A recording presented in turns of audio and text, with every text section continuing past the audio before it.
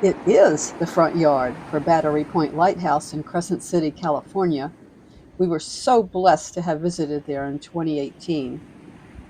There's plenty of parking for our RV in tow. The Battery Point Lighthouse was built 1856 for the cost of $15,000. It is one of 16 Cape Cod-style lighthouses that were built in the 1800s. Back then it was known as the Crescent City Light Station. There were lighthouse keepers there from 1856 to 1953. Then the lighthouse was automated.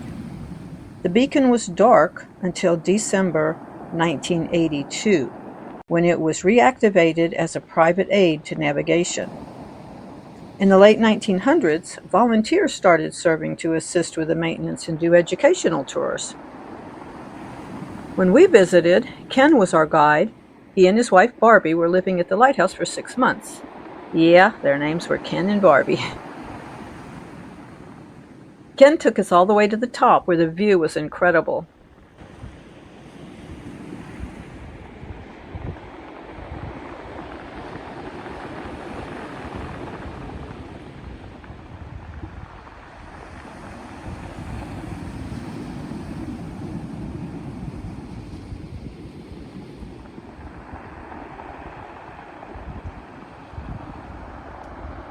Leaving, we walked around the beach for a few before going over to our second stop.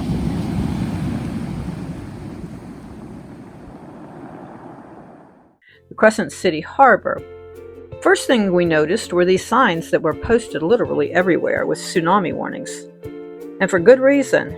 Crescent City was the most heavily impacted city or state by the devastating 1964 earthquake in Alaska. A 21-foot wave flooded 29 city blocks and killed 11. The city is very vulnerable to tsunamis due to its geography. Despite that, the port is a hub for commercial fishing industries. Snapped a pic of this boat coming in while we were there. I can't resist taking pictures of beautiful flowers. I hope you enjoy seeing them because I gotta stop and take a picture. Here's one of the lighthouse from the harbor. We heard that there were sea lions at the harbor, and I thought I spotted one here. As I got closer, it looked like there were many of them, so I returned to our RV and got my zoom lens. Sure enough, there were many, just lazing around on a barge, accompanied by one friendly bird.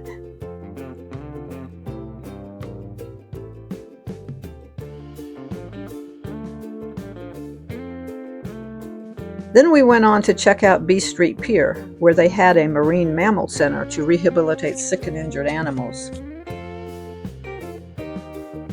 We were able to get some additional pictures of the lighthouse from here too.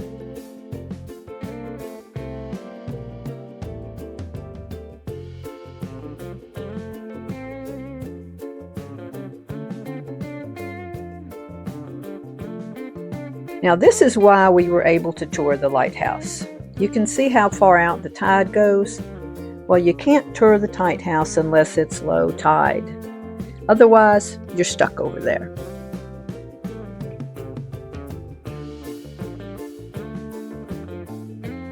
We walked down the pier.